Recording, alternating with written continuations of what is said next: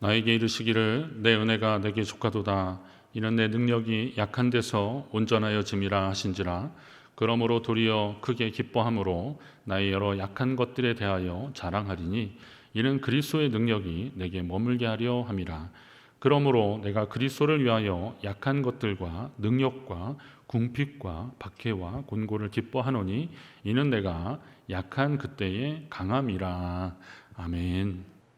약할 때 강함 되신 주님이란 말씀의 제목으로 은혜를 나누려고 합니다.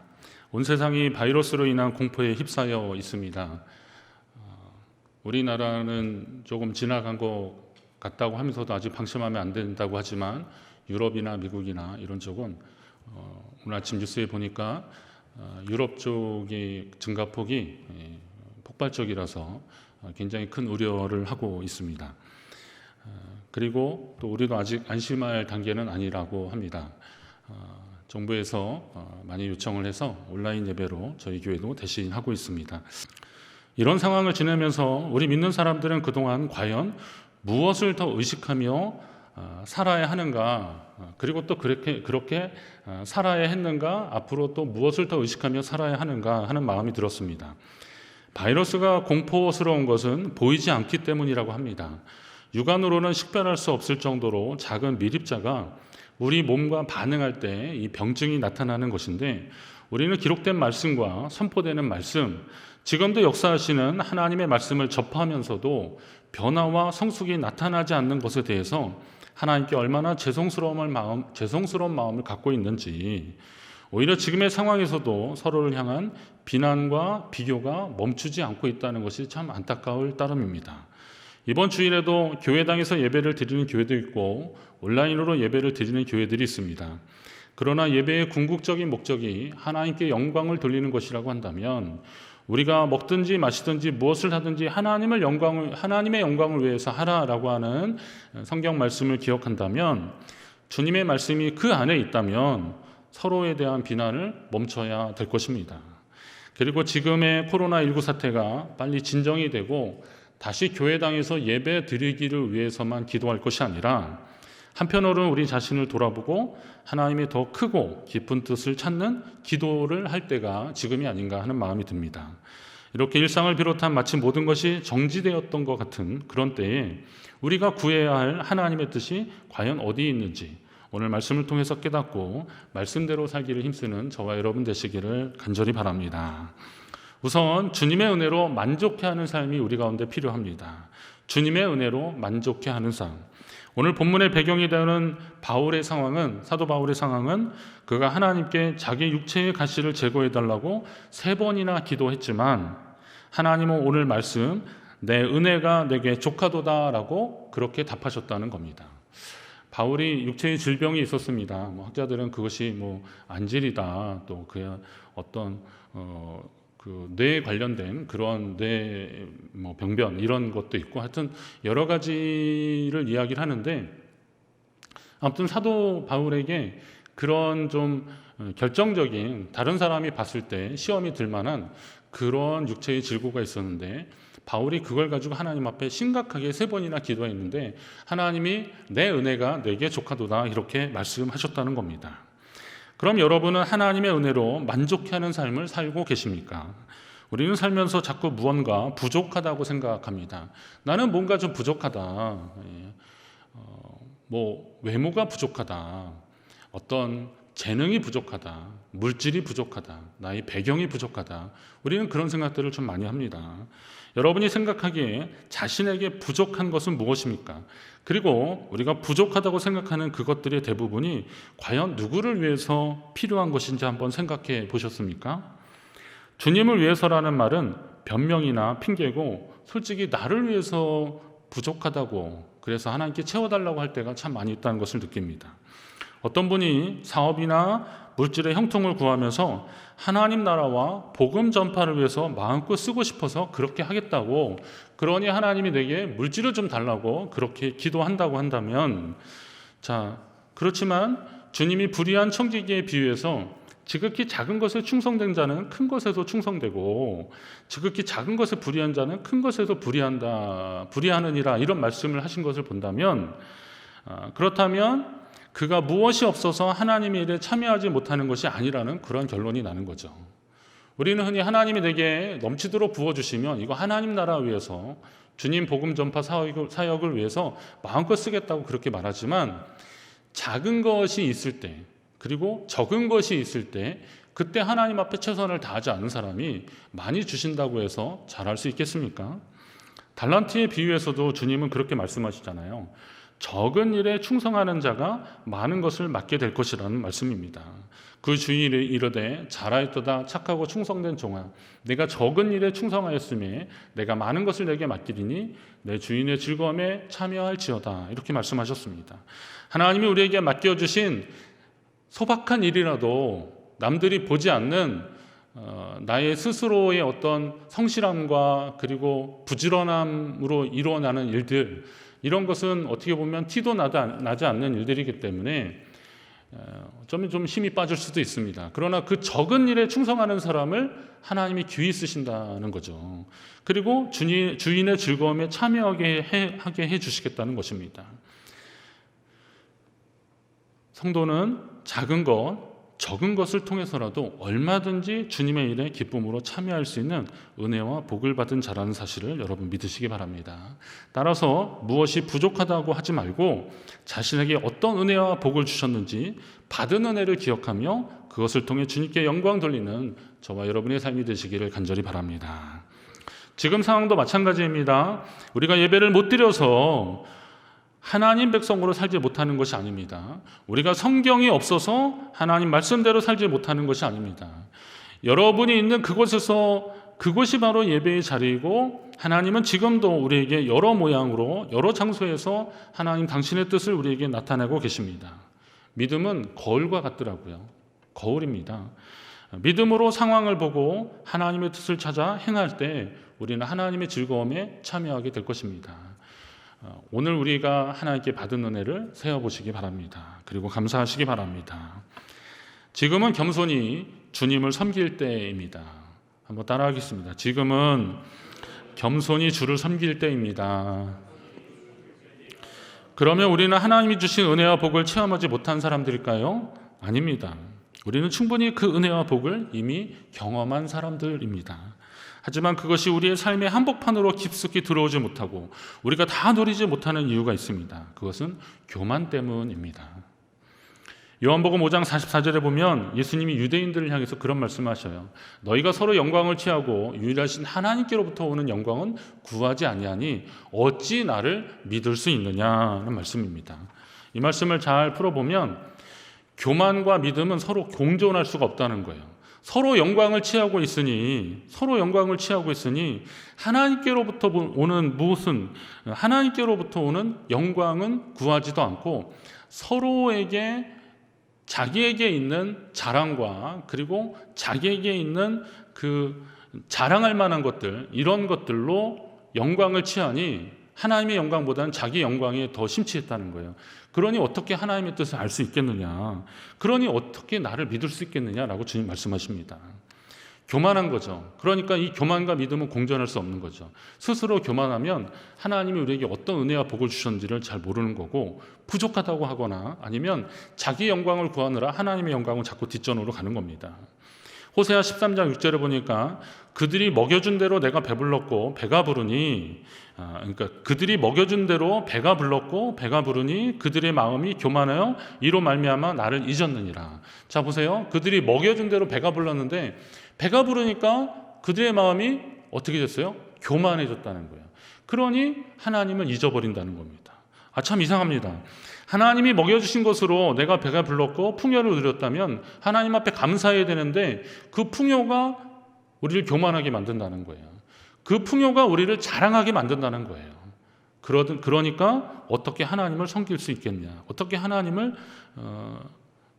섬길 수 있겠느냐, 그러니까 하나님을 결국 잊어버렸다는 겁니다. 그래서 오늘 본문 앞에 사도 바울은 귀한 깨달음이 있는 거죠. 7절 말씀에 보면 여러 계시를 받은 것이 지극히 크므로 너무 자만하지 않게 하시려고 내 육체의 가시 곧 사탄의 사자를 주셨으니 이는 나를 쳐서 너무 자만하지 않게 하려 하심이라. 하나님이 바울에게 육체의 가시를 주신 것은 너무 자만하지 않게 하시려고 그렇게 하셨다는 거예요. 하나님께 받은 계시와 여러 환상들로 인해서 오히려 교만해질까 봐 자만하지 말라고 육체의 가시를 주셨다. 하나님이 이왕에 사용하시려면 온전하고 멋지게 사용하시지 힘든 육체의 가시를 남겨둬서 바울을 괴롭고 힘들게 하신 이유가 무엇인가 했더니 그를 교만하지 않게 하려고 그렇게 하셨다는 겁니다. 그럼 이제 여러분에게 해당되는 가시는 무엇인지 한번 좀 살펴보십시오. 가시조차도 하나님의 은혜로 인정하는 그 사도 바울의 믿음이 참 귀하더라고요. 그것을 하나님이 주신 가시로 생각하고, 그러나 그것이 하나님께 더 가까이 가는 계기로 삼는 바울의 믿음이 그로 하여금 그런 믿음의 상태를 보시고 하나님이 그를 더 귀히 사용하시는 겁니다. 자, 그러면 이렇게 자신을 향한 하나님의 뜻이 무엇인지를 구할 때 명심해야 되는 것은 지나친 자책과 죄의식들입니다. 제가 말씀을 계속 보다가 그런 마음이 들었어요. 그러면 자기 육체의 가시에 너무 집중하다 보면 어쩌면 우리는 어떤 자책이나 죄의식에 너무 빠져들 수도 있다는 거죠. 겸손한 사람이 죄를 깨닫고 구원이 필요한 것을 인정할 때 하나님의 은혜를 체험하는 것은 맞습니다. 교만한 사람들은 자기의 죄를 인정하지 않잖아요. 그러면 예수님의 십자가 보혈이 필요가 없다고 생각하거든요. 그거 아무리 얘기해도 내가 죄인이라는 것을 인정하지 않는데 그러니 그게 뭐가 필요한 겁니까? 그러니까 구원의 단계에 이르지 못하는 거예요. 하나님의 은혜를 깨닫지 못하는 거예요. 그러니 겸손한 사람은 자기를 하나님께 내어드리고 자기의 연약하고 부족한 모습을 보니까 나는 죄인입니다 라고 인정하게 되니까 그때부터 십자가의 은혜가 필요한 거고, 그 십자가 구속의 은혜를 의지하면서 구원받게 되는 거거든요. 그러니 이런 과정들이 우리에게 꼭 필요한 것인데, 그러나 겸손을 뉘우침이나 회개와 같은 개념으로 동일시하게 되면 이 겸손한 것을 회개나 뉘우침 이런 것들로 자꾸 동일시하게 되면 우리의 영혼은 계속 죄의 개념에 사로잡히게 된다는 거예요. 겸손은 죄책감이나 회개하고는 좀 다른 겁니다. 겸손은 물론 그런 요소도 포함하고 있지만 훨씬 더 그 이상의 성숙한 믿음의 단계에 더라고요. 예를 들어 요즘 코로나19 사태로 인해서 교회가 자기 성찰의 계기로 삼는 것은 좋지만 어떤 분들은 지금의 사태를 예배를 잘못 드린 그런 교회를 향한 하나님의 심판이라고 그렇게 주장하시더라고요. 참 그런 글을 쓰는 분들은 참 용감한 분들이다. 그리고 참 모질다 이런 생각도 좀 들기도 했는데 글을 쓰는 거에 자유고 요즘 같은 SNS가 활성화된 시대에는 자기 개인 계정에다 그런 거 쓰는 거야 못할 것도 없죠. 자, 그런데 그렇게 주장하는 거죠. 지금 한국 교회가 이렇게 예배를 모여서 잘 드리지 못하는 것은 그동안 우리가 예배를 잘못 드린 것이다. 이렇게 얘기를 하는 거예요. 아니, 스스로 그렇게 깨달았으면 자신의 예배를 돌아보고 더 온전한 예배의 자리로 나아가면 되는 것이지, 그거를 자꾸 일반화시키려고 하는 거고 그걸 자꾸 사람들에게 주장하고 있습니다. 지금 코로나19로 인해서 사망하는 분들이 대부분 어떤 분들인지 아십니까? 기저질환이 있는 고령자들이에요. 어린아이들이나 젊은이들, 혈기왕성한 사람들, 물론 이 전파력인 그 사람들이 더 많다고 하긴 하지만 그러나 이런 사람들은 지금 사망자의 분류에 속하지 않습니다. 거의 7, 80이 넘은 어르신들이고 기저질환이 있어서 평소에도 병원 신세를 계속 져야 되는 그런 분들이에요. 그러면 공의의 하나님이 그런 분들을 죽여가면서 그런 분들의 죽음을 통해서 이 땅을 깨우치려고 하시겠습니까? 절대 그런 것은 아니잖아요. 근데 이거를 그렇게 해석하고 그렇게 적용시키려고 하니까 자기를 돌아보는 계기로 삼는 것이 아니라 이것을 다른 사람을 비난하는 그리고 지적하는 그런 계기로 삼는다면 오늘 이런 가운데 일어나는 하나님의 뜻이 무엇인지를 찾는 노력들을 하기가 참 어렵다는 겁니다. 이런 상황들은 우리가 피할 수 있으면 피하면 좋겠지만 어차피 겪고 있는 거라면 적어도 이런 사태를 통해서 우리는 교훈이라도 남아야 될 거 아닙니까? 그런데 왜 서로 상처 주면서 서로를 원망하면서 지적질하면서 그렇게 상대에게 아픔을 주고 그리고 이 사태가 끝나도 회복되기 어려운 그런 상처를 만드냐 이겁니다. 지금은 겸손하게 하나님의 뜻과 은혜를 구할 때입니다. 우리의 기도가 부족해서도 아니고 하나님이 이 땅을 심판해서도 그런 것이 아닙니다. 예배의 소중함과 간절함을 깨닫는 계기가 되어서 다시 모여 예배할 때 주님만을 높이는 그런 자 되기를 우리는 더 하나님 앞에 구해야 될 때입니다. 개인의 필요에 의해서 예배하고 기도하는 자가 아니라 예배 그 자체가 목적이 되는 그런 삶을, 그런 믿음을 회복하는 그런 계기가 되기를 주의 이름으로 축원합니다. 결국은 우리가 약한 그때 하나님의 강함을 볼 줄 알아야 됩니다.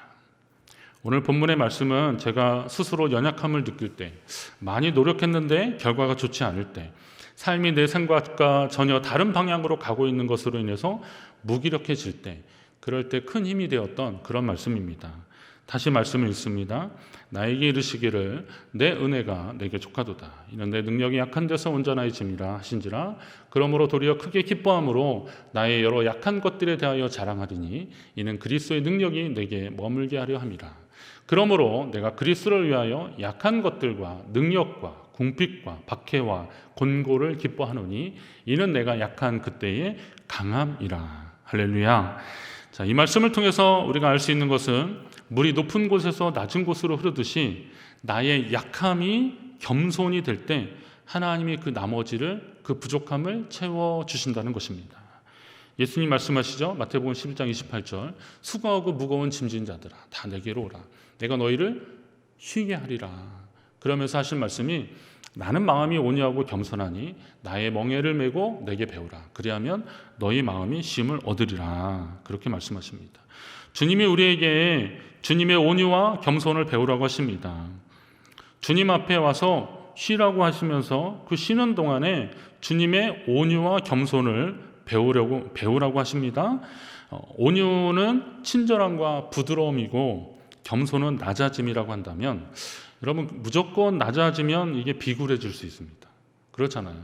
우리 겸손을 이제 낮아짐이라고 하는데 무조건 낮아지면 그건 비굴해질 수 있어요. 그래서 온유, 즉 친절함과 부드러움으로 낮아지라는 거예요. 저는 온유를 좀 부드러움이라고 그렇게 해석을 많이 하는데요. 상대를 만났을 때 부드러운 사람들은 부드러운 건 힘이 있는 겁니다. 제가 그 차량 비교적 이제 여러 종류의 차량을 많이 이렇게 운전을 해봤던 사람 중에 하나인데 힘이 약한 차량들은요 언덕을 넘어갈 때 정말 이렇게 그냥 깔딱깔딱합니다. 굉장히 힘들어져요. 이거 이러다 시동 꺼지는 거 아닐까 이런 생각이 들 정도로 굉장히 힘듭니다. 짐이라도 좀 많이 실으면 엄청 힘듭니다. 그런데 엔진이 좀 크고 그리고 이제 그 엔진 그 실린더 몇 기통이라고 그러는데 이게 좀 많은 큰 차들은요 언덕 올라갈 때 그냥 부드럽게 올라갑니다. 온유한 사람이 부드러운 사람이고 온유한 사람이 여유 있는 사람이에요. 하나님의 은혜를 풍성히 경험한 사람들은 온유한 사람이 되는 거예요. 온유한 사람이 땅을 기업으로 얻는다 그랬지 않습니까? 말씀드렸죠. 온유한 사람들은 부드러운 사람이고 친절한 사람이니까 그 주변에 사람들이 많은 거예요.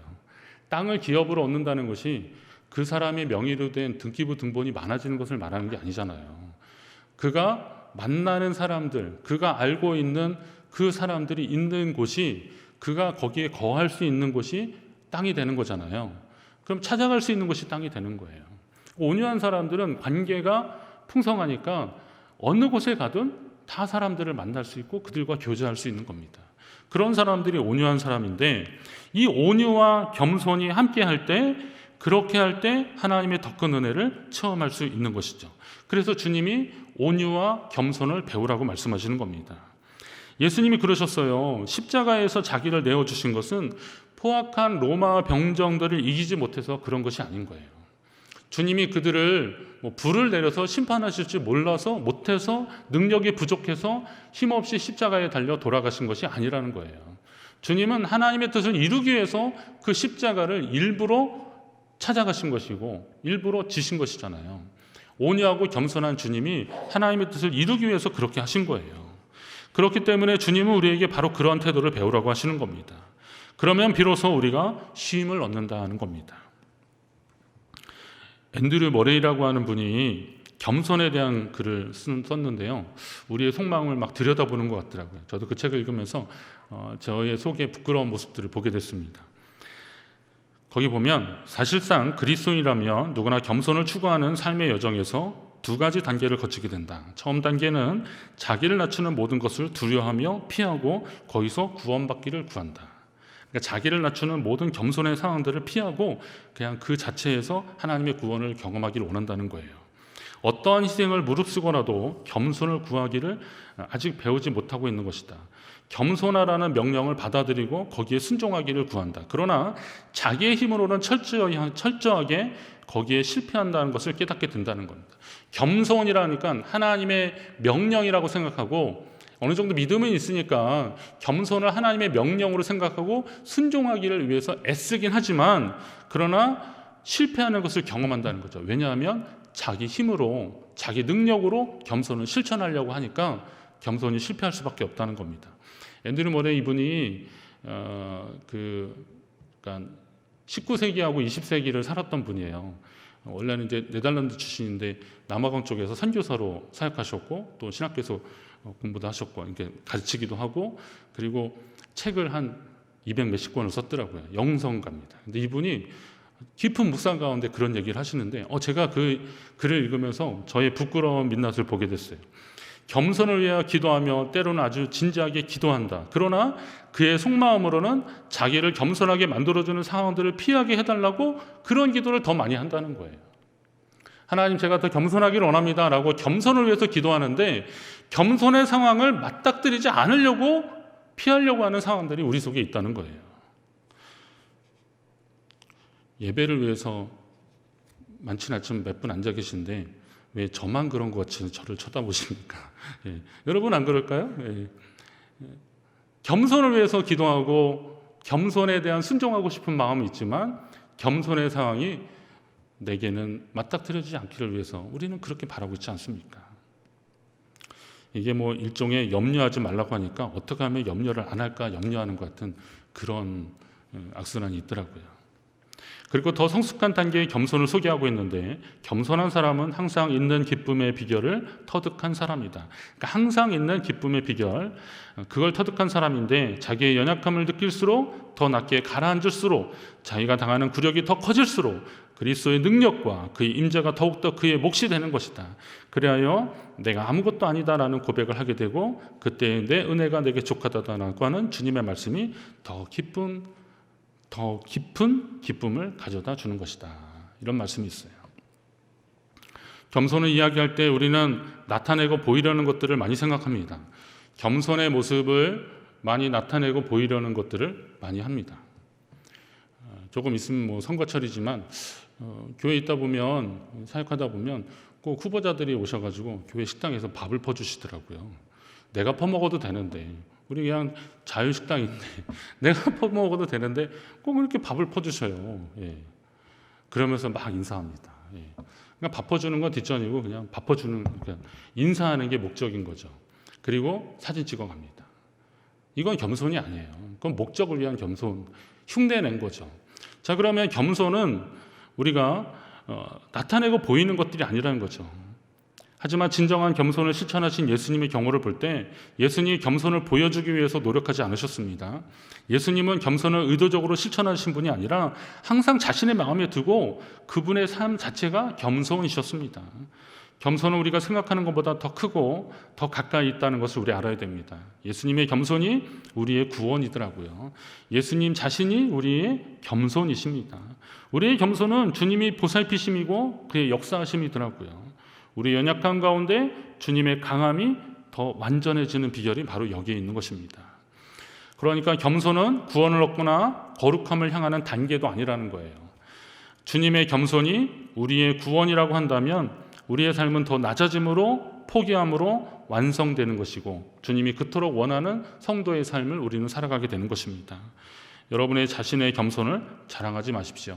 겸손을 통해서 높아질 분은 오직 주님밖에 없기 때문입니다. 사랑하는 성도 여러분, 요즘 상황을 통해서 교회와 성도들의 낮아짐을 경험하도록 이끄시는 주님의 손길을 깨닫게 됩니다.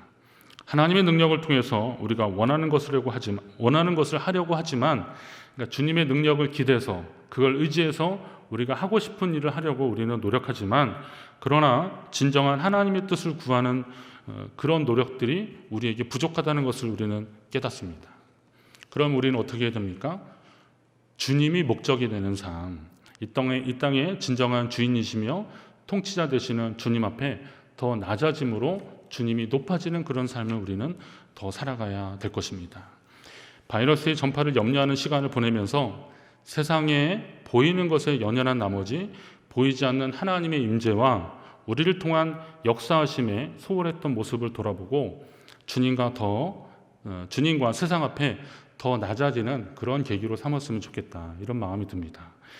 야고보서 4장 6절을 보니까 그러나 더욱 큰 은혜를 주시나니 그러므로 일렀을 때 하나님이 교만한 자를 물리치시고 겸손한 자에게 은혜를 주신다, 이렇게 말씀하시더라고요. 교만한 자를 물리치고 겸손한 자에게 은혜를 주신다는 겁니다.